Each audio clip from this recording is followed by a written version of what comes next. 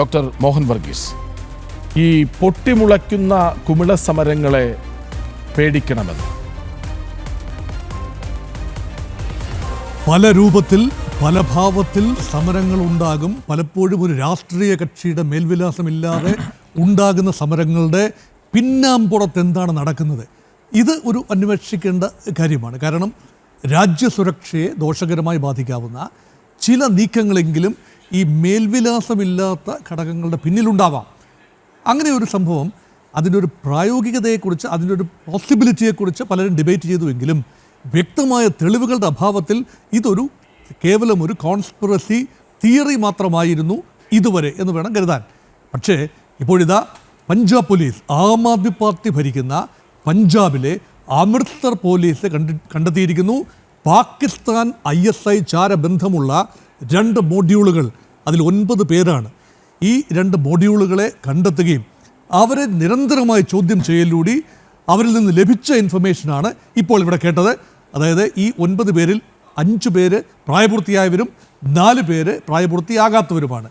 ഇതിൽ 8 പേരെ ഉപയോഗിച്ചുകൊണ്ട് തീവ്ര ഒരു ആക്രമണമാണ്. അതായത് സുരക്ഷാ സേനയ്ക്കെതിരെ CJP പ്രക്ഷോഭത്തിനെ നിയന്ത്രിക്കാനായി എത്തിയ സുരക്ഷാ സേനയ്ക്കെതിരെ ആക്രമണം നടത്താൻ പെട്രോൾ ബോംബുകൾ ഉപയോഗിച്ചുകൊണ്ട് ആക്രമണം നടത്താൻ പദ്ധതിയിട്ടു എന്നാണ് പോലീസിൻ്റെ കണ്ടെത്തൽ. അതായത് ഒരു പരിഭ്രാന്തി സൃഷ്ടിക്കുക. പെട്രോൾ ബോംബ് ഉപയോഗിച്ച് പോലീസിനെ ആക്രമിക്കുമ്പോൾ സ്വാഭാവികമായി വലിയ തോതിലുള്ള ബലപ്രയോഗം ക്രമസമാധാനം പാലിക്കുന്നതിൻ്റെ ഭാഗമായി പോലീസിൻ്റെ ഭാഗത്തു നിന്ന് വലിയ മർദ്ദനമുണ്ടാകാൻ സാധ്യതയുണ്ട്. അത് ആളിക്കത്തിച്ചുകൊണ്ട് വലിയൊരു ഭീതിതമായ അന്തരീക്ഷം ഉണ്ടാക്കി സമരം പൊളിയുകയും ചെയ്യും. ഗവൺമെൻറ്റിൻ്റെ മുഖം വികൃതമാകുകയും ചെയ്യും. മനുഷ്യാവകാശ സംഘടനകൾ രംഗത്തെത്തും. പ്രതിപക്ഷം അതിൽ നിന്നും മുതലെടുക്കും.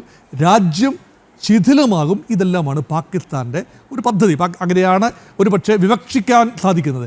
അതേപോലെ തന്നെ ഇതിനോടൊപ്പം ചേർത്ത് വായിക്കേണ്ട ഒരു കാര്യമാണ്, കഴിഞ്ഞ ദിവസം ഈ സുവേന്ദു അധികാരിയെ വധിക്കാനായി പ്ലാൻ ചെയ്തു എന്ന് കരുതപ്പെട്ട ഒരാൾ, അദ്ദേഹം ബംഗാളിൽ അറസ്റ്റിലാവുകയാണ്. ബംഗാൾ പോലീസ് അദ്ദേഹത്തെ പിടികൂടുകയാണ്. അദ്ദേഹം പോലീസ് യൂണിഫോമിന് ഓർഡർ കൊടുത്തിരിക്കുകയാണ്. വിശ്വാസയോഗ്യമായ കേന്ദ്രങ്ങളിൽ ഓർഡർ കൊടുത്ത് പോലീസ് യൂണിഫോം, ഏതാണ്, ബംഗാൾ പോലീസിൻ്റെ അല്ല, ഡൽഹി പോലീസിൻ്റെ യൂണിഫോമിന് ഓർഡർ കൊടുത്തു. അപ്പോൾ അദ്ദേഹത്തെ ചോദ്യം ചെയ്തപ്പോൾ അദ്ദേഹത്തിനും ഈ ബന്ധമുണ്ട്. അതായത് CJPയുടെ ഇടയിലേക്ക് നുഴഞ്ഞു കയറി, പോലീസിൻ്റെ രൂപത്തിൽ നുഴഞ്ഞു കയറി സമരക്കാരെ കാര്യമായി മർദ്ദിക്കുക, അതായിരിക്കണം ഉദ്ദേശം. അങ്ങനെയെങ്കിൽ അവിടെയും പ്രതിഷേധം കനക്കാനുള്ള സാധ്യതയാണ്. എങ്ങനെ നോക്കിയാലും ഭാരതത്തെ അസ്ഥിരപ്പെടുത്താനായി അയൽ രാജ്യത്ത് നിന്നുകൊണ്ട് എന്തെല്ലാം ചെയ്യാമോ അതെല്ലാം ചരിത്രപരമായി ചെയ്തിരുന്നു. ഒരിക്കൽ കൂടി ഇങ്ങനെയുള്ള ഇത് പാറ്റ പ്രക്ഷോഭം എന്ന് പറയുന്നത് ജൈവികമായി ഉണ്ടായ പ്രക്ഷോഭമെന്ന് കരുതുന്ന ഒരാളാണ് ഞാൻ.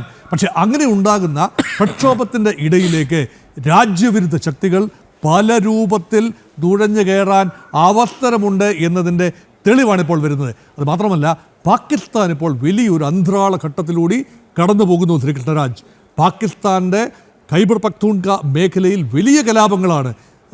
താലിബാൻ, തെഹ്രീക്കെ താലിബാൻ പാകിസ്ഥാൻ സൈന്യത്തിനെതിരെ നിരന്തരം ആക്രമണം നടത്തുകയാണ്. അഫ്ഗാനിസ്ഥാനിലെ താലിബാനുമായി ചേർന്ന് നിന്നുകൊണ്ട് അവർ ഒരുപക്ഷെ പാക് സ്റ്റേറ്റിനെ അസ്ഥിരപ്പെടുത്താൻ ശ്രമിക്കുന്നു എന്നാണ് പാകിസ്ഥാൻ്റെ പരിഭവം. അതേപോലെ തന്നെ പാക് അധിനിവേശ കാശ്മീരിൽ ഇപ്പോൾ തിരഞ്ഞെടുപ്പ് കാലമാണ്. അവിടെ ഉണ്ടാകുന്ന അക്രമ സംഭവങ്ങൾ, ഏതാണ്ട് 100-ലധികം പേരാണ് പോലീസ് സേനയുടെ വെടിയേറ്റ് കഴിഞ്ഞ 2 ആഴ്ചക്കുള്ളിൽ തന്നെ പാക് അധിനിവേശ കാശ്മീരിൽ, അതായത് ജിൽജിത് ബാൾട്ടിസ്ഥാനിലും പാകിസ്ഥാൻ ആസാദ് കാശ്മീർ എന്ന് വിളിക്കുന്ന പ്രദേശത്തുമായി കൊല്ലപ്പെട്ടത്. മാത്രമല്ല, ബലൂചിസ്ഥാനിലെ പ്രക്ഷോഭം പിടികിട്ടാത്ത രീതിയിൽ പോവുകയാണ്. ഓഗസ്റ്റ് 11-ാം തീയതി, ഈ മാസം 11-ാം തീയതി ബലൂചിസ്ഥാനെ സ്വതന്ത്ര പരമാധികാര രാജ്യമായി അംഗീകരിക്കണമെന്ന് ബലൂചിസ്ഥാൻ വിമോചന മുന്നണി ലോകരാജ്യങ്ങളോട് ആഹ്വാനം ചെയ്തിരിക്കുകയാണ്. അങ്ങനെ പാകിസ്ഥാൻ സ്റ്റേറ്റ് വലിയ സമ്മർദ്ദം അനുഭവിക്കുമ്പോൾ പാകിസ്ഥാൻ 250-ൽ പരം SH-15 പീരങ്കികൾ ഇന്ത്യൻ അതിർത്തിയിൽ, കാശ്മീർ അതിർത്തിയിലും പഞ്ചാബ് അതിർത്തിയിലും രാജസ്ഥാൻ അതിർത്തിയിലും വിന്യസിച്ചിരിക്കുകയാണ്. അത് 70 കിലോമീറ്റർ വരെ റേഞ്ചുള്ള ഷെല്ലുകൾ, വർഷിക്കാൻ കഴിയുന്ന പീരങ്കികൾ സജ്ജമാക്കി വെച്ചിരിക്കുകയാണ്. അതുകൊണ്ട് എല്ലാ രീതിയിലുമുള്ള പ്രകോപനം ഉണ്ടാക്കിക്കൊണ്ട് ഇന്ത്യയെ അസ്ഥിരപ്പെടുത്താനുള്ള പാകിസ്ഥാൻ്റെ മറ്റൊരു ശ്രമമായി ഇതിനെ കാണാം. ഏതെങ്കിലും കാരണവശാൽ ഈ പെട്രോൾ ബോംബുകൾ ഉപയോഗിക്കപ്പെട്ടു എന്ന് കരുതുക, ഉണ്ടാകാവുന്ന കലാമിറ്റി ഒന്ന് ആലോചിച്ച് നോക്കൂ. പ്രക്ഷോഭകാരികൾ പരിക്കേറ്റേക്കാം, ഒരുപക്ഷെ മരണങ്ങൾ സംഭവിച്ചേക്കാം. വലിയ രീതിയിലുള്ള ബലപ്രയോഗത്തിലൂടെ ഉണ്ടാകാൻ സാധ്യതയുള്ള വൻപൻ പ്രതിഷേധവും പ്രക്ഷോഭവും എങ്ങനെ കേന്ദ്ര ഗവൺമെൻറ് കൈകാര്യം ചെയ്യും എന്നതിനെക്കുറിച്ചാണ്. അതിൽ നിന്നുകൊണ്ടുള്ള ഒരു മുതലെടുപ്പാണ് ഒരുപക്ഷെ പാകിസ്ഥാൻ Yes. പ്രതീക്ഷിച്ചിരിക്കുന്നത് ശരി. എന്നാണ് എൻ്റെ നിഗമനം. ശരി.